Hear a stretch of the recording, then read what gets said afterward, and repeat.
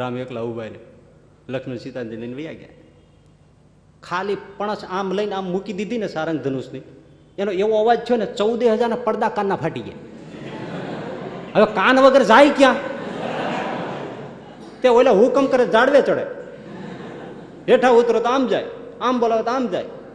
અને મોહનાસ્ત્ર મારી, અગ્નાસ્ત્ર મારી ખર દૂષણને મારી નાખ્યા. 14,000 રામ એકલાય ઠેકાણે પાડી નાખ્યા. એ વાવડ લઈને સુરપણકા અવકાશમાંથી જોતી હતી શું થાય છે. એ જઈને એને મેસેજ આપ્યા કે ભૂકો નીકળી ગયો. હવે ત્યારે રાવણને થઈ ગયો કે સામાન્ય નથી, તોય પાછો વળ્યો ના. કે અનુભવ કેમ દેખાતા નથી? તો કે પાછા થયા. તો કે કેમ કરતા પાછા થયા? તો કે હામાં થયા.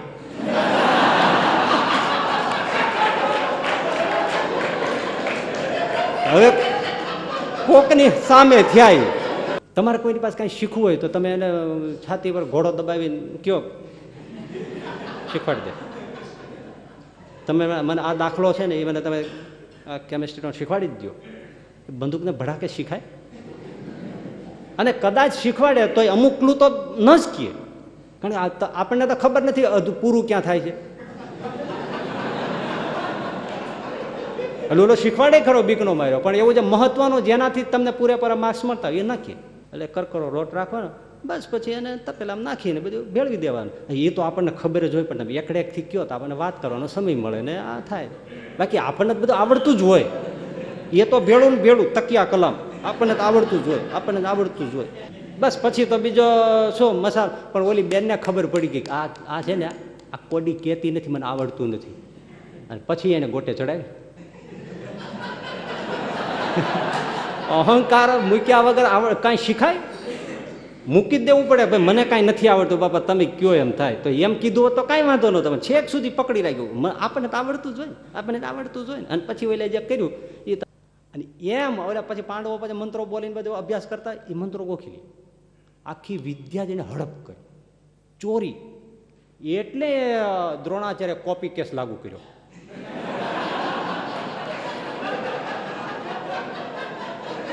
હવે જે રાજ્યના રાજાધિકારીઓએ જે ગુરુને રાખ્યા હોય એ પછી કેવી રીતે બીજા એને ટ્યુશન ક્લાસમાં ઘુસાડે? તમને પર્સનલ ટ્યુશનમાં કોઈ બંગલાવાળા રાખ્યો અને પાડોશમાંથી કોઈ આવીને એમ કહે સાહેબ મારે ભણવું છે, તો એને બંગલામાં તમે બેસવા દે? હા, આટલી તો કોમન સેન્સ હોવી જોઈએ ને. અને પછી તમે નકામા માછલા દ્રોણાચાર્ય ઉપર ધોવો છો કે એકલવ્યને કાઢી મૂક્યો કારણ કે આદિવાસી હતો ને આમ હતો તેમ હતો એટલે કાઢી મૂક્યો. અરે ભાઈ ક્ષત્રિયોએ રાખ્યો છે, ભીષ્મ દાદા એને આખો કૌરવ પાંડવો એને વિદ્યાગુરુ તરીકે રાજગુરુ તરીકે રાખ્યા. હવે એમાં ઓલો આદિવાસી કે મારે ભણવું છે, એમાં ક્યાંથી એને રાખે? તમે જાઓ તો તમને ન રાખે. અહંકાર આવે એટલે શું કરે તમે જોજો. બે કામ કરે. એક, માણસ અક્કડ થઈ જાય, અને બીજું માણસ અંધ થઈ જાય. અંધ એટલે આંખો ન ફૂટી જાય, સમજણમાં અંધ, વિવેકમાં અંધ થઈ જાય. સારા સારાને સારા ખોટાને સાચા ખોટાને કાંઈ જોઈ ન શકે. આ બે કામ અહંકાર કરે બસ. એ બેમાં બધું આવી જાય.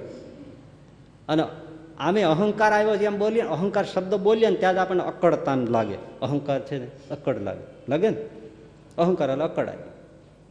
એટલે પેલું કામ અક્કડ કરી નાખે. ટાયર ટ્યુબ ટાયર હોય ને એમાં કાંઈ ન હોય, પણ એમાં જેવો તમે બે પંપ મારો બહુ મુશ્કેલી. ઘઉંના ડુંડી ઉપર દાણા હોય, માથું વાઢી નાખો ડુંડી કાંઈ ન બોલે. મસળી નાખો દાણા કાંઈ ન બોલે. ગધેડા ચડાવીને ઘરે લઈ આવો દાણા કાંઈ ન બોલે. કોઠીમાં ભરીને ઢાંકણા દીધો, મૂંઝવી મારો, ઓક્સિજન હવા કાંઈ ન મળે, દાણા કાંઈ ન બોલે. પાછા મન પડે ત્યારે કાઢીને ઘંટીમાં દળીને હાટકી નોખું કરીને લોટ કરી નાખો, દાણા કાંઈ ન બોલે. પાછું પાણી નાખીને મછળીને લોચો કરી નાખો, દાણા કાંઈ ન બોલે. પાછો એને લુયા બનીને કટકા કરીને આવડા ટુકડા કરી નાખો, દાણા કાંઈ ન બોલે. પાછો એક એક ટુકડો પાટલી ઉપર મૂકી વેલણથી મૂકીને પાટલી હારે આમ કરીને રોટલી બનાવી નાખો, દાણા કાંઈ ન બોલે. હળગતા તવા ઉપર નાખો, ડામ પડી જાય વહામાં, દાણા કાંઈ ન બોલે. ફરીથી આમ નાખો, દાણા કાંઈ ન બોલે. લઈને કોલસાના હળગતા ભઠ્ઠા ઉપર નાખો, અને ઘઉંના દાણાને એમ થાય મારા જેવું કોઈ સહન ન કરે, અને ફૂલે.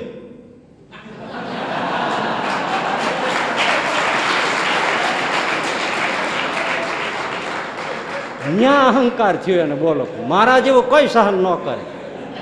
આવા હળકના ભઠ્ઠામાં અને છાતી ફૂલે દડો થાય ત્યાં રસો તરાક લઈને ગાચ થઈને માર બધી હવા બાય.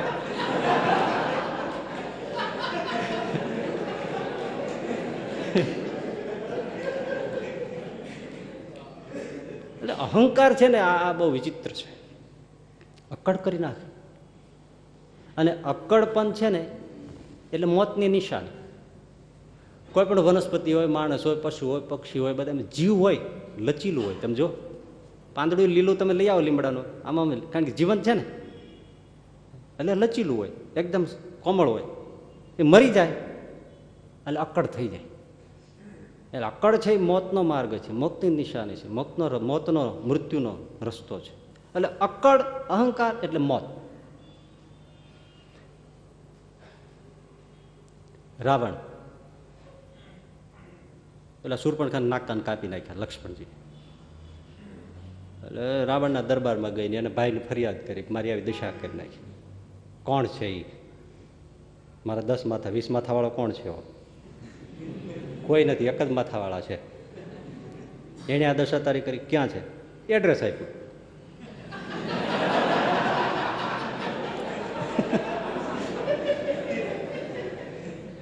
ખરદૂષણને બોલાવે, 14,000નું સૈન્ય લઈને ઓલા ઉપડ્યા પંચવટીમાં. ધરતી મંડી ધ્રુજવા. રામને લક્ષ્મણને બધા સીતાજીને બધા બેઠા હતા, ફળ ફૂલ ખાઈને મજા બપોરના નિરાયતે આડે પડખે ત્યાં હતા. ત્યાં બધા ધમધમ જોયું એટલે લક્ષ્મણને કીધું, જો ને કોણ આવે છે? મહારાજ આ ઓલી ગઈ ને એને મોકલ્યું લાગે છે. એમ વાંધો નહીં, તું સીતાજીને લઈ સામે ગુફામાં જતો રહે, હું એકલો બસ છું. રામ એકલા ઉભા રહે, લક્ષ્મણ સીતાજી લઈને વયા ગયા.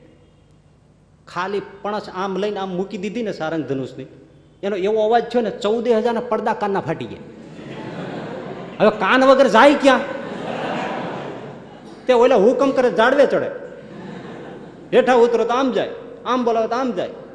અને મોહનાસ્ત્ર મારી, અગ્નાસ્ત્ર મારી ખરદૂષણને મારી નાખ્યા. 14,000ને રામ એકલાય ઠેકાણે પાડી નાખ્યા. એ વાવડ લઈને શૂર્પણખા અવકાશમાંથી જોતી હતી શું થાય છે. એ જઈને એને મેસેજ આપ્યા કાં ભૂકો નીકળી ગયો. હવે ત્યારે રાવણને થઈ ગયો કે સામાન્ય નથી, તોય પાછો વળ્યો ના. પછી સીતાજીને હરણ કરવા માટે યોજના બનાવી અને પછી એનો મારીચ મામા એની પાસે ગયો. મારીચને કે તું છે ને હું યુક્તિ કરું એમ કહે. તો કોના માટે? હા, પંચવટીમાં પહેલાં આવ્યા છે. એ રામની વાત કરે છે. હા, તેને જોયો છે? ના. તેનું બાણ ખાધું છે? તો ના, મેં જોયો છે ને બાણી ખાધું છે. હું ને સુબાહુ બે ગયા હતા વિશ્વામિત્રના યજ્ઞમાં, ત્યારે એની આવ્યા હતા. ફણા વગરનું બાણ માર્યું, સુબાહુને મારી નાખ્યો ત્યાં. અને મને 400 ગાવા દરિયાના કિનારે નાખ્યો છે, હાથ પગ ભાંગી નાખ્યા. ખાલી દંડીકડી મારી હતી. દંડીકડી જો ઓલી નોક તો હતી જ નહીં, તો કાઢી નાખી હતી. દયાળુ કાઢી નાખી હતી. ખાલી દંડીકડી મારી 400 ગાવ પીડ્યો દરિયાને કિનારે. ઊભો નથી થયો, હાલી નથી એમનો પીડ્યો છે. આ મકોડા ભાંગી ગયા ખેડના. આ પીડ્યો છું અહીં તેદુનો. એટલું તો ઠીક, પણ કોઈ આ દરિયામાં ઋષિ મુનિ સ્નાન કરવા આવે અને એ રામ બોલે ને ત્યાં મારા જીવ નીકળી જાય છે. ઓહો હો. એટલે તું ત્યાંથી પાછો વળી જા. તોય વળ્યો ના? વળ્યો, ગયો. સીતાજીને હરણ કર્યું, લંકા પહોંચ્યો તો મંદોદરીએ ફટકાર્યો કે આ તમે શું કર્યું? તોય પાછો વળ્યો. સભા ભરાણી તો માલ્યવાન મંત્રીએ કીધું કે આ તમે ખોટું કર્યું છે, તમારે આ પગલું છે ને વિનાશ કરી નાખશે. તોય માન્યો નહીં. વિભીષણે કીધું તોય ન માન્યો. હનુમાનજી જ્ઞાન બધું હળગાવીને આવ્યા, તોય મંત્રીઓ કીધું કે એનો દૂત આવીને ભૂકો કાઢી ગયો, એ આવશે ત્યારે શું થશે? દૂત આવ્યો તો તમારા જોતે જોતા બધી જ લંકા છે અને બધા એને હા જો કેવા ભટ્ટ જેવો કરી નાખ્યું છે. તો એ આવશે ત્યારે શું થશે? તોય પાછો ન વળ્યો. પછી અંગદ વિષ્ટિ કરવા મોકલ્યા રામે. તો એને ખાલી આમ પગ રોપીને એમ કીધું તમારામાં કોઈ તાકાત હોય તલના દાણા જેવું ઉપાડી દો પગ. આ તલના દાણા જેટલો અહીંથી આટલો જ કરી દો. મેં જાનકી હારી, સીતાજી હું તમને આપી દઉં. રામને પૂછ્યા વગર કહી દીધું. લ્યો બોલો, સેજે મોબાઈલ તો કરવો જોઈએ. કશું જ કાંઈ નહીં. બસ હવે કેવા કેવા રાક્ષસો હોય. અને અંગત તો હાવ ફૂટડો જુવાનડો જ હતો, 14-15 વર્ષનો જ, એવડો જ, આમ રાખીને ઉભો રહી ગયો, તલના દાણા જેટલો, વેચ નહીં, તલ કેવડું. અને એ વખતે થતો હોય તો પછી એને 10 ગણો છે જે મોટો થાય, કેવડો થાય, તલના દાણા જેટલો આમથી આમ ખેંચવી દો. મેં જાનકી હારી, હું તમને જાનકી આપી દઉં, લો. રાવણ કે ઉપાડ નાખવા, ફેંકી જ દો દરિયામાં. તલના દાણા જેટલો કોઈ ખેંચવી ન શકે. પછી છેલ્લે 20 ભુજાવાળો રાવણ ઉભો થયો. હા, ધરતી મળી ધ્રુજવા. એ મૂકે કૈલાસ આખો આમથી આમ નાખી દેતો. ને આવ્યો, જેવો નમમાં ગયો, અંગત કે મારે પગે શું પડે છે, રામને પગે પડીને તારું કલ્યાણ થઈ જાય. એ અહંકારનું પૂતળું પાછો વળી ગયો કે હું આને વાંદરાને પગે શું કામ પડું, વાંદરાને પગે પડું, રામને પગે પડીને. એટલે ઘણા લોકો એમ કે છે કે અંગદે ચતુરાઈ કરી. ચતુરાઈ નથી. તમને લાગે કે એને ચતુરાઈ કરીને એવી રીતે રાવણને પાછો કાઢી મૂક્યો અને પોતે એમ સમજી ગયા કે નહીં તારા ખેવી ના કર. ના, ચતુરાઈ નથી, સ્વામી ભક્તિ છે. મારો પગ ખેંચવી ન શકે રાવણ. રાવણ બાપ આવે તો ન ખસે, અંગદ કહે છે. પણ મારો પગ ખેંચવી ન શકે, ખેંચવાની જેનામ તાકાત ન હોય એને પછી રામ આવીને મારે, એમાં રામનું ગૌરવ શું? હવે જે એક અંગત, એનો 14-15 વર્ષનો એક નાનકડો સેવક વાંદરો, એનોય પગ નથી ખેંચવી શક્યો, એને રામે વળી મારી નાખ્યો. એમાં મારા રામની શું યશગાથા ગવાશે? એટલે એ પ્રયોગ જ ન કરાય. ભાઈ, સ્વામી ભક્તિની વાત છે આમાં.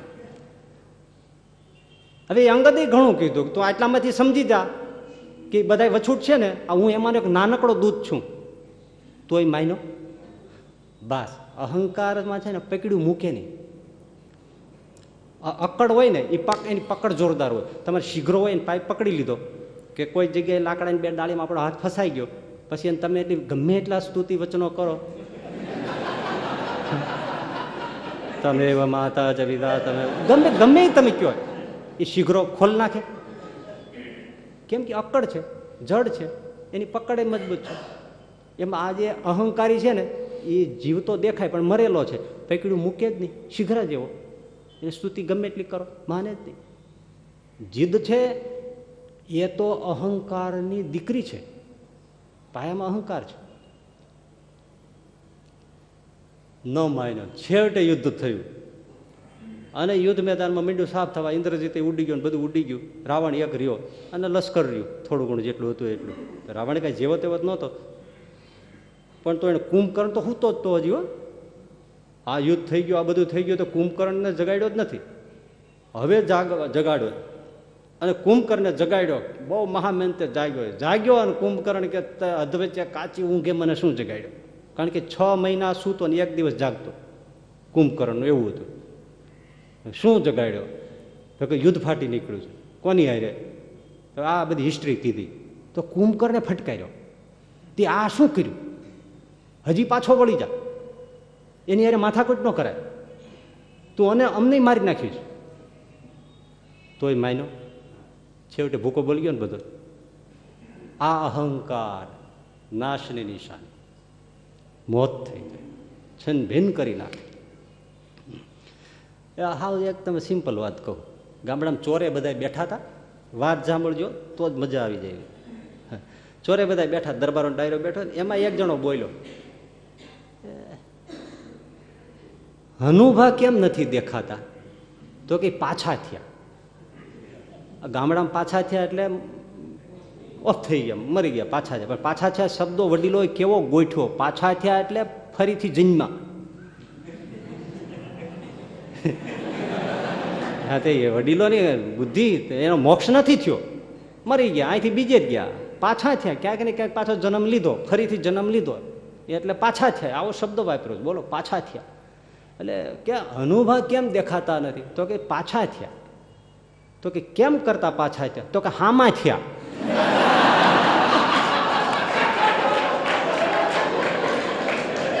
હવે કોકની સામે થયા. આ રાવણ છે ને હામો થયો, ભૂસાઈ ગયો. ગો વરસાદ પડ્યો, નદીમાં ખૂબ પૂર આવ્યો. ગુરુ ચલો ઉપર આમ ઊંચી જગ્યાએ ઝૂંપડી બાંધી રહેલ, એને કઈ વાંધો આવે નહીં. પૂર ઉતરી ગયા એટલે ગુરુ ચેલાનો હાથ પકડીને કીધું, ચલ બેટે મેં કુછ તેરે કો દિખાઉં.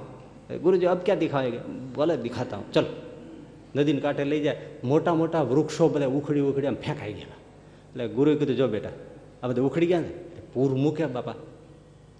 પ્રભુ તો ગુરુદેવ તો ઉખેડી જ નાખે, ઉખેડી જ નાખે. હા, તો ઓલા છૈયા નદીને કાંઠે હોય ને, એ તો એમને ઊભા હતા. તો કીધું આ મોટા ઝાડવા ઉખડી ગયા, તો આ છૈયા કેમ નથી ઉખડ્યા? જો આ તો બધા, તો એ સમજાણું નહીં. બસ આ બધા ઝાડવા અકડ રહ્યા, પાણી આવ્યું ને તો આમ ને ઠૂંઠ રહ્યા, એટલે બધા ઉખેડીને દરિયા ભેળા નાખી દીધા. અને આ છૈયા છે ને, ઘાસ છે ને, પાણી આવ્યું ને સુઈ ગયા, આડા પડીને સુઈ ગયા, નમી ગયા. પાણી ઉપરથી ઉઈ ગયું, જેવું પાણી ગયું પાછા માથા કાઢીને ઊભા થઈ ગયા. એ ન પડે, નમી જાય, ઝૂકી જાય. તમે જુડો કરાટે જે આવે છે ને એ પડે નહીં. તમે એને ગુસ્તો મારો, વાર કરો, એ વારને પી જવાની શક્તિ એ જુડોમાં હોય. એ શીખવાડે જ એમાં. તમે ગમે એટલું વાર કરો, એટલું શરીર ઓલું કરી નાખે તે ઘા હાવ ફેલ જાય. આ એક બહુ મોટી કળા છે. એટલે અહંકાર પાડી દે, નમ્રતા જીતી જાય અને અહંકાર છીન ભીન કરી નાખે. નામઠામ નહીં આપું. જુનાગઢ દેશમાં અગ્રીમ જે ક્ષત્રિયો દરબારોમાં હરિભક્ત ગણાય ને, એમના દીકરાના દીકરા મેં જોયેલા. તો વિલાયત ભણેલા, ગુજરાત સરકારમાં બહુ મોટા અમલદાર, સચિવાલયમાં એવી પોસ્ટ, વિદ્યા પણ એવી, બાહોશી એવા મોટા અમલદાર. લગ્ન થયા પછી એમને ત્યાં થોડા વર્ષ જતાં દીકરીનો જન્મ થયો. સાંભળજો એક બે વાત. દીકરીનો જન્મ થયો એટલે પહેલી પ્રસૂતિ હોય એટલે એમના પિયર હોય પત્ની, એટલે પછી ત્યાંથી સમાચાર આવ્યા કે દીકરીનો જન્મ થયો છે. એટલે થોડા દિવસ પછી દીકરીનું મોઢું જોવા માટે આ ભાઈ ત્યાં ગયા. હવે દરબારોનો જમાનો અને એ પ્રમાણે હોય એટલે ઓજલમાં પડદામાં એ પેલા એમના પત્ની હોય ઓરડામાં બહાર આવ્યા એટલે ખબર કર્યા કે આવ્યા છે. એણે અંદરથી બહુ ઘટિત ઘટના એને અંદરથી પૂછાવડાવ્યું કે તમે મને મળવા આવ્યા છો કે દીકરીનું મોઢું જોવા આવ્યા છો? લો બોલો. હવે આમણે સ્વાભાવિક બહુ સરળતાથી એમ કીધું, એમને તો જોયા છે, મળ્યા છે, બધું છે. એટલે આજે તો આ પ્રસંગ જ એનો છે ને, એટલે છે જે સ્વાભાવિક બહુ નોર્મલી એમ કીધું દીકરીનું મોઢું જોવા આવ્યું છે. તો દીકરીને એક ટોપલીમાં પધરાવી, ગોદડી સરસ ઓઢાડી અને બહાર દાસી સાથે મોકલી દીધી. લ્યો આનું મોઢું જોઈ ભૈયા જા. હવે હું તમને મારું મોઢું નહીં બતાવું, આટલી જ વાત. હવે ઓઈલો ક્ષત્રિય બચ્ચો ને, હવે એને તને દરવાજેથી આમ કાઢી મૂકો કે હું મારું હવે તને મોઢું નહીં બતાવું, તને મારી ક્યાં પડી છે?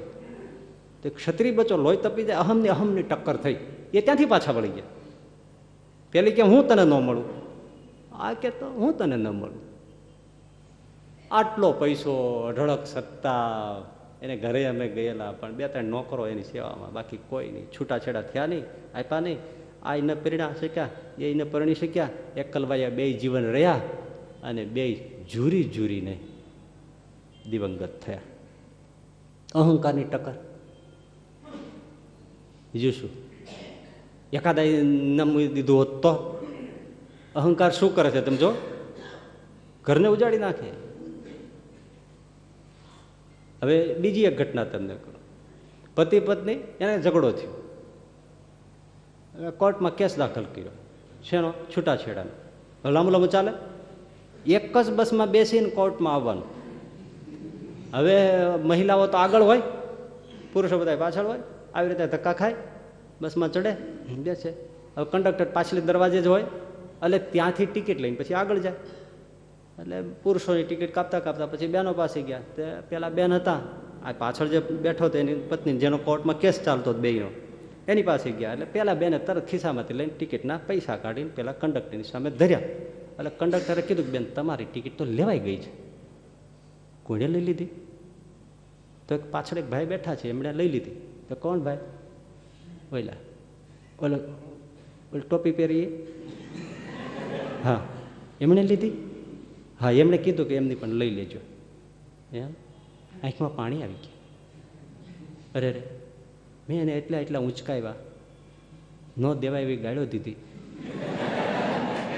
ડિક્શનરી બહારનું સંભળાવ્યું, હાથ પેઢીનું સંભળાયું, કોર્ટમાં ધક્કા ખવડાવ્યા, કોર્ટમાં મેં પણ કેવું કીધું, તો એ મારા પ્રત્યે આવી કુણી લાગણી. આંખમાં શું આવી ગયા, હેઠા ઉતરી ગયા, કોર્ટમાં ગયા, પણ સીધું જ કોર્ટમાં જઈ અને બે જણાએ કીધું, જજ સાહેબ અમારે કેસ પાછો ખેંચી લેવો છે, હવે અમે મરીએ ત્યાં સુધી બે સાથે રહેશું, ક્યારે કોર્ટના પગથિયા નહીં ચડીએ. એક જણાએ નમતું મૂક્યું, વાત પૂરી થઈ ગઈ. જો અહમ ટકરાય ને ભૂગા નીકળી જાય. લ્યો, આ તો બધી એવી કથાઓ છે ભાઈ. એટલે સુખે જીવવું હોય તોય અલગ વાત છે, અને જીવનમાં કાંઈ પામવું હોય તો પણ, હવે બહુ મજાની વાત, કાંઈ પણ પામવું હોય તો પણ અહંકારથી જ કાંઈ મળે જ નહીં. તમે જો ગામડામાં જે ઉછર્યા છે ને એમણે જો સદભાગી હશે જોવાના, તો કોષ પાણીના પેલા જૂના બળદ ખેંચતા પાણીના એ જોયા હશે. એ દલપતરામે એનું દ્રષ્ટાંત આપ્યું છે. જુઓ નવાણે જઈને કોષ નમે છે, નિમા પ્રમાણે જળ તે લહે છે. જેટલો કોષ પાણીમાં જાય ને, ચરડક ચરડક ચરડક ચરડક ચરડક ચરડક ખીચડું ખીચડું કરતો જાય, એ પાણીમાં જેટલો ગયા પછી આમ નમે એટલું એમાં પાણી આવે. અને ન્યા ગયા પછી જ ઓલું એનું આખરનું મુખ હોય એ બધા ઊંચું જ રાખે, નમે નહીં તો કોષમાં એક ટીપું પાણી આવે નહીં. કાંઈક મેળવવું હોય, કાંઈક શીખવું હોય, કાંઈક પામવું હોય, નમવું જ પડે. અહંકાર મૂક્યા વગર કાંઈ હાથમાં આવે નહીં. સીધી ચટ વાત.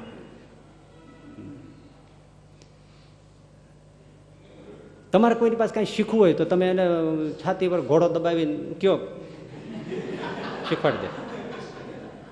તમે મને આ દાખલો છે ને એ મને તમે આ કેમિસ્ટ્રીનો શીખવાડી જ દો. બંદૂકને ભડાકે શીખાય? અને કદાચ શીખવાડે તો અમુક ક્લુ તો ન જ કીએ, કારણ કે આપણને તો ખબર નથી પૂરું ક્યાં થાય છે. અને ઓલો શીખવાડે ખરો બીકનો માર્યો, પણ એવું જે મહત્વનું જેનાથી તમને પૂરેપૂરા માર્ક્સ મળતા હોય એ નાખીએ. એટલે છાતી કાઢીને કાંઈ શીખીએ કાંઈ? ભાઈ બાપા કરીને જ શીખવું પડે. તમારા માટે અમે દેવ છો ને બધું છો ને જે છો ને તે છો ને આ બધું તો ઓલો શીખવાડે, પણ કે ભડાકે થોડું શીખાય. છાતી કાઢીને શીખાય? સાચું કહેજો, શીખાય? બીકનો મારે શીખવાડે થોડું શીખવાડે, પણ નહીં મજા બગડી જાય જો વચમાં ક્લુ રાખી દે ને એવું છુપી. આપણે ઓલે વખતે ક્લુ રાખી દેવી, મજા બગાડ નાખે. હવે તમને વાત કહું, એ મજા કેમ બગડી જાય, કેવી બગડે? અહંકારથી કાંઈ ન શીખાય. અહંકાર મૂકો તો જ શીખાય. એટલે જીવનમાં કાંઈ શીખવું હોય, પામવું હોય, મેળવવું હોય તો અહંકાર મૂકવો જ પડે. આ શીખવા જેવું છે. એક બેનને ઘરે, એટલે ભાઈને પતિ પત્ની ત્યાં મહેમાન આવ્યા 2-3. બપોરે તો જમાડ્યા બધા શીરો પૂરીના જે કંઈ કર્યું છે જીમા. હજી બપોરે જમીને પછી ઓલા ગરદણી મહેમાન હતા, ગરદણી મહેમાન, એટલે ગરદણી અને ઘરવાળાને કીધું કે હવે અમે ફરવા જાય છે, સાંજે આવશું. હા હા તમે તમારે જઈ આવો, પણ સાંજે જમવાનું બનાવી રાખજો. શું બનાવી રાખવું તમે કયો? એટલે પત્ની એના પતિને કહે, તમે કયો શું બનાવી રાખવું? તો તને જે મન પડે બનાવીને એમાં મને શું નકામ વચમાં નાખે છે? ના ના ના, આજ તો તમે જ કયો, તમે કયો એ બનાવી રાખવું. ભાઈ તને કીધું, તને જે ફાવે, તને જે આવડે, આવડતું જ હોય. અમને બૈરાને બધું આવડતું હોય. તમારાથી એમ કેમ કહેવાય કે અમને જે આવડતું હોય બધું જ આવડતું હોય? તમે કયો. બહુ કીધું ને બધું જ આવડતું હોય ને અમને તેમ. સારું, ઢોકળા બનાય, ખમણ ઢોકળા એ બનાવી નાખ. એ ને ચટણી ને છાશ ને પાપડ અથાણા, બીજું કાંઈ જરૂર નથી. પણ જો તને આવડે છે ને, તમને કીધું નહીં અમને આવડતું જ હોય બૈરાઓને બધું. આ તો તને એટલે કહું છું, લગ્ન થયા ને 5 વર્ષ થયા, કોઈ દી ઢોકળા ખાધા નથી. જો આવડતું હોય તો તે ન કર્યા હોય. હા, એ ન કર્યા હોય એટલે ન આવડતું હોય. તમે જાઓ છાનું મના, તમે તમારે ફરી જાઓ, સાંજે ઢોકળા તૈયાર. તમારે ઢોકળાનું કામ છે કે બીજી બધી લબારી કરવાની વાત છે? આ કહેવાય આ તારે શું માથાકૂટ, સારું ઢોકળા તૈયાર કરજે. નીકળી ગયા, મહેમાનને લઈને ફરવા ગયા. પેલા છે ને અત્યારે જે તરત ને બેસનનો લોટ લાવે અને એમાં તરત લીંબુના ફૂલ ને પેલો સોડા ને બધું નાખી ખાવાનું સાજીના ફૂલ નાખીને ફટફટ ફટફટ હલાવીને પછી આમ ઢાળીને પછી વરાળમાં નાખીને જે ખમણ ફૂલે મલમલિયા કરી નાખે છે એવા ઢોકળા પહેલાં ન કરતા, પણ આથીને કરતા. લોટનો આથો નાખે ને ખાટિયા ઢોકળા, પણ એ જ ગુણકાર્યો. એમાં B12 હોય, વિટામિન, એટલે એ કોઈ દિવસ કમી ન પડે. આથેલી વસ્તુ જે ખાય ને એને B12ની ક્યારેય ઉણપ ન પાડે. એ પ્રજીવિકો એમાંથી એને મળી જાય. મોટામાં મોટો સોર્સ એ છે. એટલે હવે આ ઓલા તો વૈયા ગયા અને આણે હઠ કરી લીધી. અમને બધું આવડતું હોય, અહંકારનું પૂતળું. હકીકતમાં આવડતા નહોતા, પણ હવે અહમ એટલે પછી મૂંઝાણી. હવે ઢોકળા કેમ કરવા? એટલે પાડોશમાં ઉપડ્યા. હવે ત્યાં અહંકાર મૂકે તો એટલે બેન તો તરત એને સમજાવે કે ભાઈ આમ થાય તેમ થાય, પણ મને નથી આવડતું એમ કહી કન શકે અહંકાર. ન્યાય ખુલ્લા ન થયા અને એમને પકડી રાખ્યું. તમે જોજો કેવી હેરાન થાય છે. એટલે પેલા બેનની પાસે ઓહો આવો આવો શાંતાબેન આવો બેહો તમે અટાણે અચાનક એ આમ આમ આમ આમ ગઈ હતી. પછી મને એમ થયું કે મારી બેનપણી જેને મળતી જાઓ તો જરીક અગડી બગડી વાતો કરીને બેસીને પછી વી જાય. હું તો આમ સેજે આવી છું. સેજે નહોતા આવ્યા, ઢોકળાનું જાણવા આવ્યા હતા. તે બેઠા પછી ઓલા બેનને તો કાંઈ ખબર નહોતી. એટલે સેજે બીજી ત્રીજી વાતો થાય તો વાતમાં ધીમે ધીમે જ આવે. પછી રસોઈની વાતે ચડાવે, વાનગીઓની વાત બોલે. એમ કરતા કરતાં પછી કે આ ઢોકળા છે ને આમ તો સારી ચીજ છે, હજી કહેતી જ મને આવડતું નથી. ઢોકળા બહુ સારી ચીજ છે, પણ એમાં આમ હની અથોરિટી જુદી હોય બેન. હું બનાવતી હોય એ મારી રીત હોય, તમે બનાવતા સારી રીત હોય, તમારે કંઈક એવી સારી અથોરિટી હોય તો મને કંઈક વધારે સારું જાણવા મળે. તો આમ ઢોકળા આમ આપણે કેવી રીતે થાય? આમ તો આપણને બધું આવડતું જ હોય બેન, પણ આ તો સેજ આવી હતી તો એમ થયું પૂછતી જાઓ અને આપણે કંઈક વાત કરે તો વાતચીત થાય એટલું. બાકી બીજું તો આપણને જ બેન આવડતું જ હોય ને. એટલે કે એમાં તો બીજું શું છે, સારું થવામાં મસાલાની પ્રમાણતાની વાત છે. તમે સારી રીતે સરખા, બાકી લોટી ના આવે બધું એનો મસાલો સરખો પડી જાય એની વસ્તુ સરસ તમે આંગળા કરડી જાવ એવું શાક થાય. મસાલો જરા ઊંધો પડી જાય તો ફેંકી દેવાનું મન થાય. આ તો એવું જ છે ને, રીંગણાનું શાક એનું એ જ હોય. મસાલો તમે એવો નાખ્યો હોય તો માણસ આમ કરી નાખે, અને જો મસાલો ઊંધો પડી જાય તો મસાલાની વાત છે. એટલે હા એ તો મસાલાની જ વાત હોય બેન, પણ શું થાય શું છે, આ તો આપણે આ કાંઈક વાત કરવાનું ઠેકાણું એટલે સેજ આમ ચર્ચા થાય તો નવું હોય તો. નવામાં તો બીજું શું છે કે મસાલો કીધું નહીં, મસાલો તો કે એમ નહીં, તમે એકડેકથી કહો તો મને કંઈક નવું જાણવા. હજી કહેતી નથી મને આવડતું નથી. એટલે ઓલી બેન કે કંઈ આમાં એવું છે, જો એ ચણાની દાળ લેવાની, અમુક માત્રામાં ચોખા નાખવા, બેને ઘંટીથી દળી નાખવા, હાથ ઘંટી તે દીધી, કરકરો લોટ. હા બેન એ તો આપણને આમ તો ખબર જ હોય, પણ આ તો સેજે પૂછતી જાઓ. બાકી કરકરો જ રાખવો પડે ને, ઝીણો રાખીએ તો ચીકણું થઈ જાય. હા બરાબર છે. એટલે કરકરો લોટ રાખવાનો, બસ પછી એને તપેલામાં નાખીને બધું ભેળવી દેવાનું. એ તો આપણને ખબર જ હોય, પણ તમે એકડેકથી કહો તો આપણને વાત કરવાનો સમય મળે ને આ થાય. બાકી આપણને બધું આવડતું જ હોય. એ તો ભેળું ને ભેળું તકિયા કલામ આપણને તો આવડતું જ હોય, આપણને આવડતું જ હોય.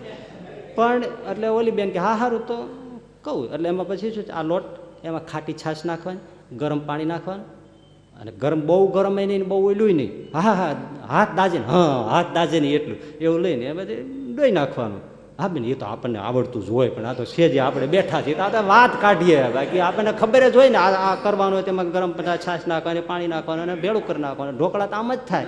હા બસ તો બીજું શું આમાં નાના પડતું તમે કહો મને સાંભળે ને મજા બહુ આવે છે. સારું તો પછી જે ડોઈ નાખ્યું ને એટલે પછી એમાં આખા થોડા મેથીના દાણા નાખવાના, અને ઝીણી ધાણી જે આવે, ધાણા નહીં સૂકા ધાણી, લીલી સૂકી આવે નાના દાણાની, એ ધાણી થોડી નાખવાની. એટલે એ એની હારે પોહી જાય એટલે સ્વાદ સારો આવે. હા એ તો એ જ નાખવાનું હોય ને ઢોકળામાં, એ જ પડે, બીજું શું પડે.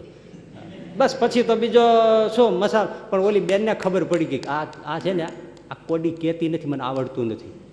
અને પછી એને ગોટે ચડાવી. અહંકાર મૂક્યા વગર કાંઈ શીખાય? મૂકી જ દેવું પડે. ભાઈ મને કાંઈ નથી આવડતું બાપા, તમે કયો એમ થાય. તો એમ કીધું હોત તો કાંઈ વાંધો નહોતો, તમે છેક સુધી પકડી રાખ્યું. આપણને તો આવડતું જ હોય, આપણને તો આવડતું જ હોય. અને પછી ઓલે જે કર્યું એ તમે સાંભળો.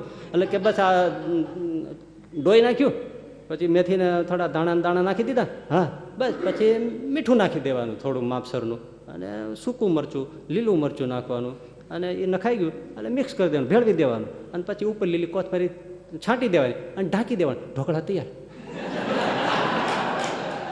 હવે એને કીધું નહીં ચૂલે ચડાવવાનું, એક એક ડીશમાં આવી રીતે ઢાળીને પછી વરાળમાં મૂકવાનું, બાફવાનું, પછી કટકા કરવાનું, આમ કરવાનું, પછી એને કાંઈ કીધું નહીં, બસ ઢાંકી દો, ઢોકળા તૈયાર. હા બેન, એ તો આપણને તો આવડતું જ હોય ને, આ તો છે જ આવી હતી. તો એમ થયું કે આપણે કાંઈક બે વાત કરીએ. અને ભાઈ એને આથી તપેલું ભરી અને ડોબાનું ખાંડ તૈયાર કરે એમ મૂકી રાખ્યું. અને સાંજે ઓલા ભળી મહેમાન ફરીને આવ્યા, હાથ પગ ધોયા, લાંબા પટ્ટા પાથર્યા, બેઠા, થાળીઓ મૂકી, કાંસાની મોટી થાળીઓ મૂકી, તાંસળીઓ મૂકી, એ બધું મૂકી, પ્યાલા મૂક્યા, ઢીચણિયા મૂક્યા, થોડા ટેકા માટે લાકડાના, અને મોરલાવાળા તકિયા મૂક્યા અને બેઠા. ડંકો લઈને નીકળી પીરશું, પ્રવાહી ઢોકળા, ડંકો લઈને આમ તપેલી લઈને નીકળ્યો. સમુદ્ર મંથનના ધન્વંતરી ભગવાન નીકળ્યા હતા એમ લઈને આવી, ડંકે ડંકે પીરસ. ઘરધણીને મહેમાન જોવે, આ શું છે? પેલો ઘરધણીને તો આમ રૂવાડા બેઠા થઈ ગયા, પણ એને એમ થયું કે કઈ વાંધો નહીં, ઢોકળા એને ખાવાની ચટણી હશે, એટલે કઈ બોલ્યો નહીં કે ઢોકળા એને ખાવાની ચટણી હશે, ઢોકળા તેની વાહે આવતા હશે. એક એક ડંકો તાંસળીમાં નાખી દીધો, અથાણા પાપડ મૂક્યા, છાશ દહીં મૂકો ને તે મૂક્યું, પાણીને પ્યાલા ભરી દીધા. અને પછી રસોડામાં ધીમેથી બહારનું ડોકું બહાર કાઢી અને કે ચલવો.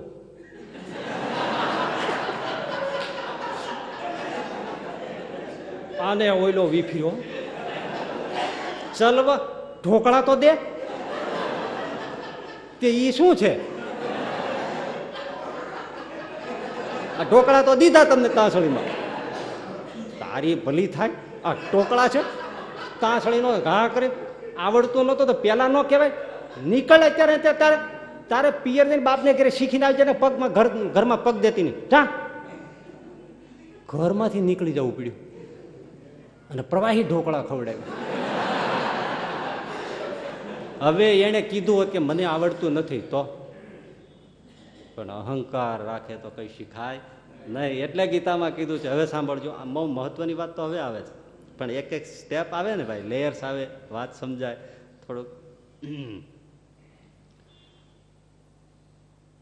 અર્જુનને કીધું કે આ જ્ઞાન, ભગવાન શ્રી કૃષ્ણે અર્જુનને કે અર્જુન જ્ઞાન શીખવું હોય ને તો એની 3 રીત છે, પ્રભુ બતાવો. તદવિધિ પ્રણિપાતે ન પરિપ્રશ્ને ન સેવયા. તમે ગુરુ પાસે જવાનું, લાકડી પડે એમ પ્રણિપાત કરવા, દાસત્વ થઈ જવા, દાસ થયા વગર જ્ઞાન નહીં મળે. પ્રણિપાત, સંપૂર્ણપણે માન મૂકી દેવા.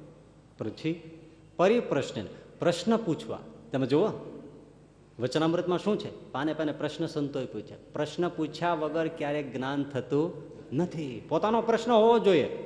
અથવા તમે એમનો સીધું સાંભળો છો એટલે જ્ઞાન નથી થતું. પોતાનો પ્રશ્ન થવો જોઈએ, પ્રશ્ન કરવાનો અને ગુરુની સેવા કરવા. આ 3 કરો તો જ જ્ઞાન થાય. આજે ઘણા શું છે, પ્રશ્નથી જ આપણે જ્ઞાન લઈ લઈએ, એમ ના થાય. પહેલું તો પ્રણિપાત, સાવ દાસ થઈને બેસી જાય તો જ થાય, નહીં તો ના થાય. એમને શીખાય જ નહીં, નિમા વગર શીખાય નહીં. દ્રોણાચાર્ય, એમનો દીકરો અસ્વસ્થામાં, અને અર્જુન એમનો દીકરો તો નહોતો, પણ અર્જુનનું નામ જ છે અ એટલે નહીં, રુજુ એટલે સરળ, ફરીથી ન એટલે અરુજુ એટલે કડક, અકડ, ન આવ્યો પાછો એટલે અકડ નહીં. અર્થ શું છે? સરળ. અર્જુનનો અર્થ શબ્દનો થાય છે સરળ. હવે એવો સરળ એટલે દ્રોણાચાર્યએ બધી વિદ્યા અર્જુનને આપી, અને પેલો સગો દીકરો અસ્વસ્થામાં હતો એને બધું ન આપ્યું.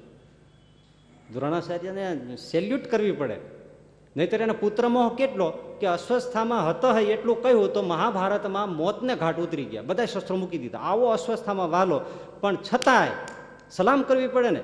અર્જુનને બધી વિદ્યા આપી, અસ્વસ્થામાં ન આપી, માથા પછાડીને મરી ગયો.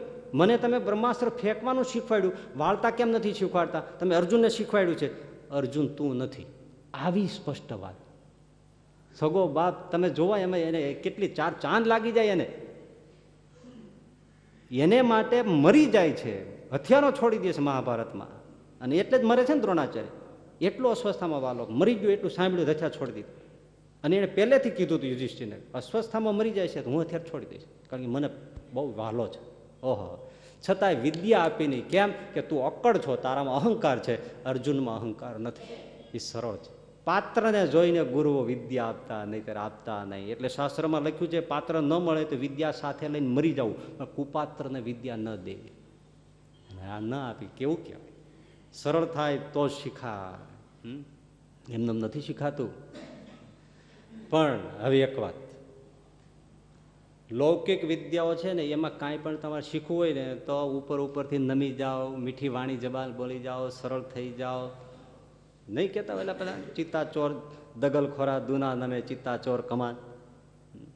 અંદર કપટ રાખીને તમે નમી શકો અને શીખી શકો. ઓલાને ખબર નથી એ શીખી શકાય. પણ યાદ રાખજો, સત્સંગમાં કપટ કરીને ક્યારેય કંઈ શીખાતું નથી. લૌકિક વિદ્યાઓમાં, દુનિયાવી વિદ્યાઓ, આ વાત મહત્વની છે. એમાં તમે ઉપરથી નમ્રતા સરળતા દેખાડીને બધું શીખી શકો. કેમ કુમારેલ ભટ્ટ હતા ને બૌદ્ધ ધર્મનો જ એને શાસ્ત્રાર્થ કરીને ભારતમાંથી ઉખેડવો હતો શંકરાચાર્યની પહેલા, એને પ્રયાસ એને કરેલો. તો બૌદ્ધ ગુરુ એ વખતના પ્રકાંડ એક નંબરના મહાવિદ્વાન હતા બૌદ્ધ ગુરુ, એની પાસે શિષ્ય થયા. અંદરથી કપટ હતું કે આની પાસેથી શીખી એને જ શાસ્ત્રમાં હરાવવા છે. અને કુમારેલ ભટ્ટે બૌદ્ધ ધર્મ શું છે એનું ઊંડું જ્ઞાન બૌદ્ધ ગુરુ પાસેથી મેળવ્યું શિષ્ય થઈને. અને જેવું સંપૂર્ણ થઈ ગયું અને પછી જ ગુરુને કીધું હું શુદ્ધ હિન્દુ છું અને વૈદિક વિદ્વાન પુરુષ છું અને વેદ ધર્મની રક્ષા માટે મેં જનોઈ પહેરી છે અને મારું પ્રતિજ્ઞા છે વેદ ધર્મના રક્ષણ ઉદ્ધારની. આવી જાઓ ગુરુ મહારાજ, હવે આપણે શાસ્ત્રાર્થ કરીએ, વિચાર કરો. અને ગુરુ અચંબો પામી ગયા, તું હા. આને શાસ્ત્રાર્થ કર્યો અને ચેલાએ ગુરુને હરાવ્યા, હારી ગયા ગુરુ. અને ત્યારથી એનું પગરણ માંડ્યું, બૌદ્ધ ધર્મને ઉખેડવા માંડ્યા. અને પછી શંકરાચાર્યને ખબર પડ્યું છે મારે જે કામ કરવું છે એ કુમારેલ ભટ્ટે શરૂ કર્યું છે, એટલે એને મળવા દોડી જાય છે. ત્યારે તેને ઘણું બધું હલબલાવી નાખ્યું હતું કુમારેલ ભટ્ટે. પણ જ્યારે મળ્યા ત્યારે કુમારેલ ભટ્ટ પાછી એક વાત જોઈજો, ભૂસા આવે ને ઘઉં એટલે જુआ ડાંગરના કાઢીને ભૂસું આવે ને એનો ભઠ્ઠો કરેલો, એમાં એ આગ લગાવેલી, ધીમે ધીમે સળગે કુંભારના ભઠ્ઠાની જેમ. એના ઉપર કુમારેલ ભટ્ટ બેઠા હતા. અરે આ કેમ કરો? અને અહીં સુધી અગ્નિ આવી ગઈ હતી, અડધી તો સાથળને જાંગ સડસડ સડસડ થતી હતી. આ શું છે? ગમે તેમ બૌદ્ધ ધર્મને હરાવવા માટે મેં ગુરુ પાસે વિદ્યા શીખી અને એ જ ગુરુને મેં પરાસ્ત કર્યા. મેં ગુરુ દ્રોહ કર્યો છે એટલે હું એનું પ્રાયશ્ચિત કરું છું. આ જ રીતે મારું પ્રાયશ્ચિત હોય, પણ મેં હિન્દુ ધર્મ માટે કર્યું છે. શંકરાચાર્યને કીધું કે મારા તમને આશીર્વાદ છે, અધૂરું કામ તમે પૂરું કરો. અને એ જ રીતે ધીમે ધીમે જલી જલી જલી કેવો દાહ થયો છે, એવી રીતે કુમારેલ ભટ્ટે શરીર છોડ્યું. કેમ? ગુરુનો અપરાધ કર્યો છે. ભલે મેં બહુ જ વેદ વિદ્યાના હિત માટે કર્યું છે, પણ ગુરુને છેતરો તો છે ને. એ પુરુષો સમજે છે કે સાધુ સંતજન ગુરુજન પાસે કપટ કરાય નહીં. આ સમજવા જેવું છે. આપણે જેની પાસે શીખ્યા હોય ત્યાં જ શિંગડા ભરાઈએ છીએ અને ભૂસામાં તો આપણે નથી બેસતા, એને બેસાડીએ છીએ કે ઓલો બિચારો રાજદી સળગ્યા કરે કે આ આવો નીકળ્યો. જાણવા જેવી વાત છે, આ જાણવા જેવી વાત છે. એટલે કપટ કરીને લૌકિક વિદ્યાઓ શીખી શકાય. શાસ્ત્રાર્થ પણ એક દ્રશ્ય લૌકિક છે, પણ અધ્યાત્મ જે છે એ અંદરથી નિષ્કપટ અને અંદરથી નિર્માણ થયા વગર ક્યારેય શીખી ના શકાય. બીજી શીખી શકાય. કર્ણ કપટ કરી શીખ્યો કે નહીં? પરશુરામને તો વ્રત હતું, બ્રાહ્મણોને જ શસ્ત્ર વિદ્યા શીખવાડ, બીજાને ન શીખવાડ. પણ કર્ણ છે એ તો સૂતપુત્ર કાં ક્ષત્રિય હતો, તો પરશુરામ પાસે ખોટી જનોઈ પહેરીને બેસી ગયો અને કીધું કેમ છે? હું ભૂદેવ છું અને મારે એટલું બધું પાકું કર્યું છે, કયું ગોત્ર કયું આ એ બધું ત્રિકાળ જેમ બોલે પાછું. અને પરશુરામને ખબર જ ના પડે કે આ ક્ષત્રિય છે, સૂતપુત્ર છે. અને ધરાઈને વિદ્યા આપી. અને પછી તમે જાણો છો ભમરો થયો, જાંગમાં બેસી ગયો અને પછી એનો લોહી નીકળ્યું અને પરશુરામને સાથળને અડ્યું શરીરને અને ગરમ ગરમ લાગ્યું અને એકદમ પરશુરામ બેઠા થઈ ગયા. અને આ જોયું તો જીવડો જાંઘમાં અને લોહી વહ્યું જાય અને પરશુરામને ગરમ લાગ્યું ઉઠી ગયા અને પરશુરામ ધગી ગયા. બોલ કોણ છો તું? બ્રાહ્મણના દીકરાથી આ સહન ન થાય. બોલી દે તું કોણ છો, નહીં તો બાળીને ભસ્મ કરી નાખો હમણાં. ધ્રુજી ગયો કર્ણ. મહારાજ મહારાજ માફ કરો, હું ક્ષત્રિય છું, મારી સાથે કપટ કેમ રહ્યો છો? મહારાજ મારું કોઈ નથી, મારી માં કોણ છે, મારા બાપ કોણ છે, મને કોઈ ખબર નથી, અને મને શસ્ત્ર છે ને એ જોઉં છું ત્યાં ધ્રુજારી ચડે છે. અને અર્જુન જ્યારથી સાંભળ્યું છે ત્યાંથી મને થાય છે કે મારે એને ભૂ પાઈ દેવું છે, એટલે મેં શસ્ત્રો ઉપાડ્યા છે. પણ તે મારી સાથે કપટ કર્યું છે, જા ખરે વખતે તને આ બધી વિદ્યા ભૂલાઈ જશે. વાહ, કપટનું પાછું એવું પરિણામ તમે જુઓ. હવે બીજી એક વાત તમને અસલ કહો ભાઈ, આજે થોડુંક મોડું થઈ જાય વાંધો નથી ને? હા, અરે આજ તમને એક અસલ વાત કહું. એકલવ્યની વાત સાંભળી છે ને, એ સુની છે ને, એમાં અનસુની કંઈક છે. હા, એકલવ્ય ગુરુદ્રોણની પાસે ભણવા આવ્યો. એકલવ્ય ગુરુદ્રોણે કહી દીધું કે તું આદિવાસી છો, નીકળી જાય, હું તને નહીં મારી કોલેજમાં દાખલ નહીં કરું. તમે વિચિત્રતા જુઓ, આપણે ત્યાં બધો એક કાસ્ટિઝમનો ઘોર વિરોધ થાય છે ને, જ્ઞાતિ જાતિનો ઘોર વિરોધ થાય છે. પણ કોઈ પણ સરકારી ક્ષેત્ર કે બિન સરકારી ક્ષેત્રમાં તમે ફોર્મ ભરો એમાં કાસ્ટનું ખાનું પેલું હોય. આનાથી બીજું વિચિત્રતા કઈ? એક બાજુ તમે કહો છો જાતિપાતિ છોડી દો, અને બીજી બાજુ પેલું ખાનું ભરાવે. તમે બક્ષી પંચમાં છો, ફલાણામાં છો, કેમાં છો, એમાં છો, તો તમે આ શું કરો છો? આ શું વિચિત્રતા આ દેશની છે, કાંઈ નક્કી નથી કરી શકતા. એટલે એમણે કીધું કે અહીંયા તો ક્ષત્રિયો સિવાય કોઈને પ્રવેશ નથી. એકલવ્ય કે પર મારે ભણવું છે પ્રભુ, નહીં પ્રવેશ થઈ છે. આના ઉપર લોકો બહુ ટીકા કરે છે કે એકલવ્યને કાઢી મૂક્યો ગુરુ દ્રોણે. અરે ભાઈ, ગુરુ દ્રોણે નથી કાઢ્યો. હવે જે રાજ્યના રાજાધિકારીઓએ જે ગુરુને રાખ્યા હોય એ પછી કેવી રીતે બીજા એને ટ્યુશન ક્લાસમાં ઘુસાડે? તમને પર્સનલ ટ્યુશનમાં કોઈ બંગલાવાળા રાખ્યો અને પાડોશમાંથી કોઈ આવીને એમ કહે સાહેબ મારે ભણવું છે, તો એને બંગલામાં તમે બેસવા દે? આટલી તો કોમન સેન્સ હોવી જોઈએ ને.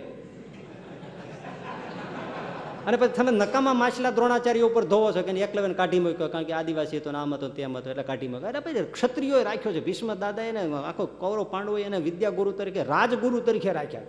હવે એમાં ઓલો આદિવાસી કે મારે ભણવું છે, એમાં ક્યાંથી એને રાખે? તમે જાઓ તો તમને ન રાખે. પર્સનલ કોચિંગ છે ને, એમાં તમને કેમ ઘૂસવા દે? એમાં શું દ્રોણાચાર્ય ખોટું કરી નાખ્યું? એટલે કહું છું, અંશુની વાત આવશે. દ્રોણાચાર્ય થોડોક ઓલાય છે, પણ સલામ એને દીકરાને વિદ્યા ના આપી, અર્જુનને આપી. એમાંથી એક બીજી વાત જાણવા જેવી છે. એટલે એકલવ્ય તો જતો રહ્યો, પણ એને વિદ્યા ભાઈ મારે લેવીને લેવી. પછી તમે જાણો છો ને, 5 પાંડવો અને પેલા દ્રોણાચાર્ય નીકળ્યા છે, સાથે કૂતરો છે, એ બહુ ભસે છે, બાર્કિંગ બહુ કરે છે. તો ક્યાંકથી બાણ આવ્યા અને કૂતરાના મોઢામાં ફિટ થઈ ગયા. કૂતરો બંધ થઈ ગયો અને દ્રોણાચાર્યને સામે પાંડવો આમે ઊભો રહ્યો, તો એના મોઢામાં લોહીનું એક બુંદ નહીં અને આખું મોઢું ભાતને બાણથી ભરાઈ ગયેલું. તમે જાઓ, ચિત્ર દેખાય છે ને, આપણે ભણતા નાના ત્યારે આવતું. અને દ્રોણાચાર્ય કે આવા બાણ કોણે ફેંક્યા કે જે કૂતરાને બોલતો બંધ કરી દો, કૂતરો મર્યો નહીં, લોહીનું એક ટીપું નહીં? વાત એ સાચી ને? આમ કેવી રીતે એક એક હળી જેમ ગોઠવાઈ જાય? આ ક્યાંથી આવ્યો છે? તપાસ કરી ત્યાં તો એકલવ્ય નીકળ્યો, આવીને પગમાં પડ્યો. તે આ કર્યું? હા, તારું નામ શું? મને ન ઓળખ્યો, હું તેથી આવ્યો તો એડમિશન લેવા. એ જ હું છું. હા, કુછ યાદ તો આતા હે. એ જ છું બાપજી, હું એ જ છું. તો તું આ શીખ્યો કોની પાસે? આપની પાસે. મેં તને ક્યાં શીખવાડ્યું છે? આવો બતાવું. અને ગુરુ દ્રોણની માટીની મૂર્તિ બતાવી. બધા મેં તમારી પ્રતિમા બનાવી, એની પાસેથી શીખ્યો. સાચું છે. તો મારો શિષ્ય છે? જરૂર, ઓફકોર્સ. ગુરુ દક્ષિણા આપો, માગી લ્યો. જમણા હાથનો અંગૂઠો આપી દો. ખતમ વિદ્યા. ભાઈ, વિદ્યા ખતમ થઈ ગઈ ને બધી. બસ આના ઉપર બધા ટીકા કરે. એટલે આ નગતાની કંઈક હદ હોય. એક તો એડમિશન આપ્યું નહીં, ભણાવ્યો નહીં, ઓલો એની રીતે શીખ્યો અને ગુરુ થઈને બેસી ગયો અને દક્ષિણામાં જમણા હાથનો અંગૂઠો માગી લીધો. શું કામ? કે અર્જુન કરતાં કોઈ સવાયો ન થવો જોઈએ એવું દ્રોણને મનમાં છે.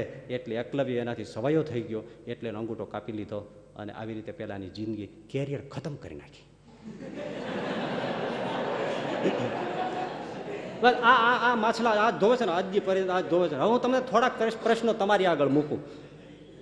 કે માટીની મૂર્તિ મૂકે એ જમાને જે અસ્ત્ર શસ્ત્ર વિદ્યા હતી એ મંત્રોથી ચાલતા. મૂર્તિમાંથી ક્યાંથી મંત્રો જાણી શકે? જે એને બાણ ફેંક્યા હતા કૂતરાને એ શું કઈ અભ્યાસથી થઈ શકે? એક બાણ જાય ચાલો અભ્યાસથી, પણ એ બીજું કૂતરાના મોઢામાં એક પછી થઈને બધા ગોઠવાઈ જાય, એ કોઈ અભ્યાસથી થાય? મંત્ર વિદ્યા છે, એકથી અનેક થાય અને તરત એનું મોઢું બંધ થઈ જાય. અને એ પાછો કૂતરો કાંઈ જોયો નહોતો, અવાજની દિશામાં ફેંક્યા હતા, શબ્દવેદી હતા. અને એને કૂતરો તો બાણો એ ગોઈતો હતો, જ્યાં કૂતરો હતો ત્યાં બાણ ગયા, એનું મોઢું ગોઈતું, મોઢામાં ગોઠવાણા અને કૂતરાને બંધ કર્યું. આ અભ્યાસથી થાય? મંત્ર વિદ્યા છે. તો એ માટીમાંથી મંત્ર વિદ્યા આવે? મૂર્તિ તો બોલતી નથી ભાઈ, કોઈ સાચું વિચારતા નથી.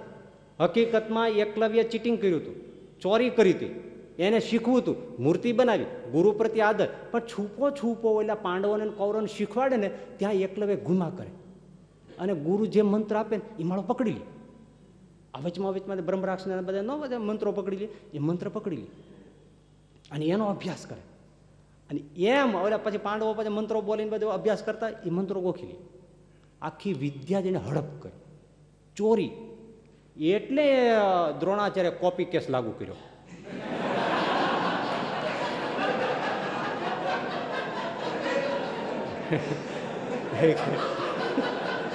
મારે તમારા શબ્દો કહેવા પડે એટલે તમને સમજાય જાય કે આ ચોરેલી વિદ્યા છે. એટલે ચોરેલી વિદ્યાનું આ જ પરિણામ હોય. બીજું શું હોય? તમે યુનિવર્સિટીના પાસે ચાન્સલર હોય કે જે હોય તેની પાસે તમે કેસ દાખલ થાય શું થાય? બેસવા જ ના દે ને. આ તો ચોરીનો કેસ છે, કોપી કેસ છે. એટલે અંગૂઠો કાપી લીધો. આમાં દ્રોણાચાર્ય ખોટું શું કહ્યું? બોલ. એટલે મૂળ વાત છે, કપટ કરીને આ બધી વિદ્યાઓ કદાચ શીખી શકાય. મહત્વની વાત હવે એ છે, અધ્યાત્મ જે છે એ ગમે તેમ કરો, છેતરીને ના શીખી શકાય. હા, તમે સત્સંગમાં આવો તો તમે કદાચ બે શબ્દો જ શીખી જાઓ, પણ તમે અધ્યાત્મ ન શીખી શકો. અધ્યાત્મ શું છે? એક રાજા હતો, સાંભળજો.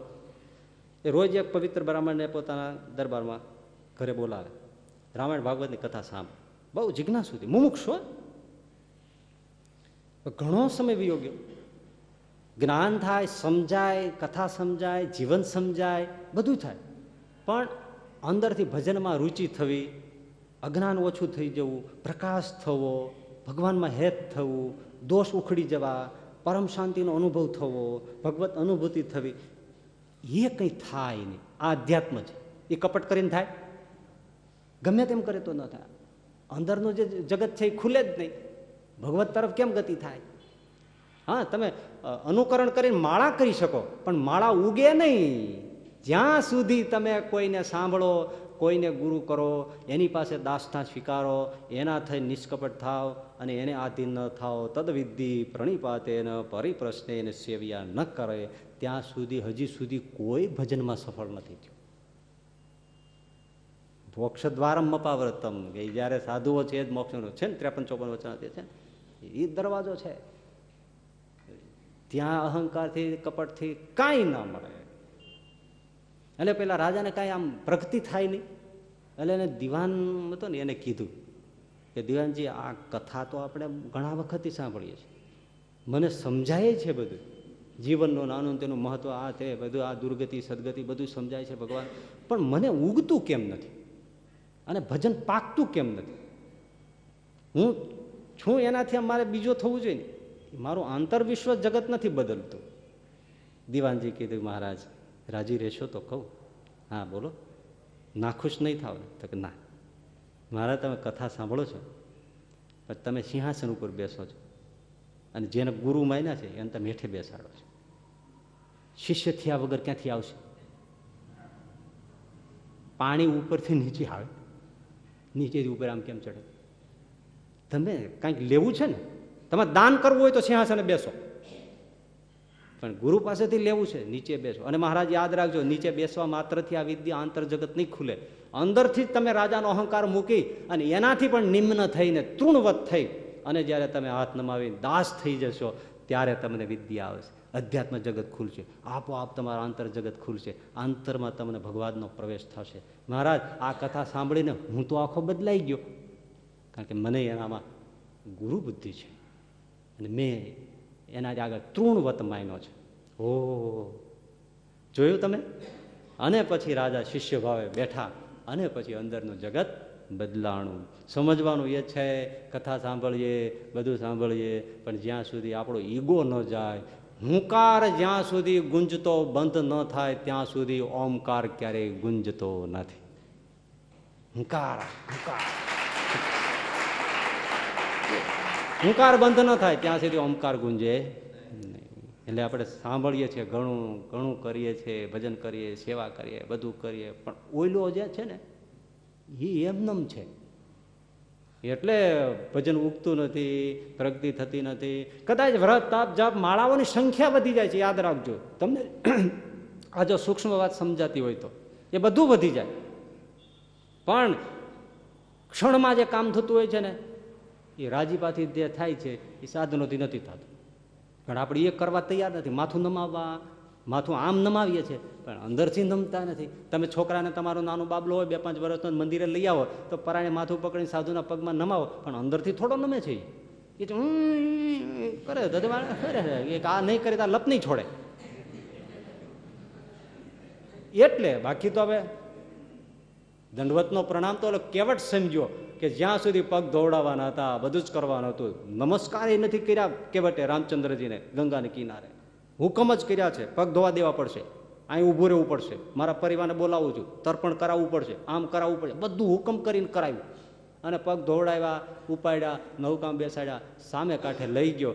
પછી કેવટ દંડવત કીના, મહારાજ હવે હું આપનો થઈ ગયો, હવે આપના ચરણે પડ્યા પછી દંડવત કર્યા પછી હવે હું તમને કોઈ હુકમ ન કરી શકું, હવે આપનો હુકમ મારા ઉપર ચાલે. કેવો કેવટ બુદ્ધિવાળો! હવે આપણે ભીલ કહીએ છીએ અને આપણે દંડવત કરતા જાય અને દેતાય જાય. પ્રગતિ અધ્યાત્મમાં ન થાય. જોયું, અહમ કાઢ્યા વગર આ આપણો કોઈ આરો અવારો નથી, એટલે કાઢવું જ પડે. એટલે અહંકાર ઘણી જાતના છે. હવે મૂળ મુદ્દો આવે છે. આટલું તો જે આપણે છે ને નેટ પ્રેક્ટિસ છે. અહંકાર ઘણા પ્રકારના. સારું રૂપ હોય તેનો અહંકાર હોય ને. કોઈ બોડી બિલ્ડર હોય તો જ્યારે જાય તેને ફોટા માણસલ જ હોય, આમ જ હોય. પણ શું આ દેથાડી તારે શું કરવું છે? આમ જ કરીને સ્ટીરોઇડ લઈ લઈને ગઠ્ઠા કર્યા છે. પણ હવે તું પછી છેલ્લી અવસ્થા એવા છે કહડીને મરે. એના કરતા સાદા રોટલા દાળ ભાત શાક ખાધું હતો, શું વાંધો હતો? નામ નથી લેવું, રાતે ક્યાં લેવાય? રૂપનો અહંકાર હોય, ધનનો હોય, વિદ્યાનો હોય, શસ્ત્રનો હોય, શાસ્ત્રનો હોય, ધનનો હોય, કીર્તિનો હોય, પદનો હોય, અનેક પ્રકારના અહંકારો છે. ગ્રહસ્થાયનો હોય, સાધુનો હોય, ત્યાગનો હોય, વૈરાગીનો હોય, તપનો હોય, નિયમનો હોય, ભજનનો હોય, માળાનો હોય, વિદ્વતાનો હોય, વક્તાનો હોય, બધી જાતના અહંકારો. ગણાય નહીં એટલા અહંકાર છે. અહંકારને અનેક મુખ છે. પણ એમાં જે 3 અહંકાર છે ને ધનુજ પણ કાઢી નાખીએ. 3. એટલે શંકરાચાર્ય કીધું મા કુરુ ધન જન યૌવન ગર્વ હરાતી નિમેષાત કાલ સર્વમ માયામય નિદમ અખિલમ હિત્વા બ્રહ્મપદમ ત્વં પ્રવિશ્ય વિદિત્વા ભજ ગોવિંદમ ભજ ગોવિંદમ ગોવિંદમ ભજ મૂઢમતે. એ ધન જન અને યૌવનનો ગર્વ ન કર, પણ ગોવિંદનું ભજન કર.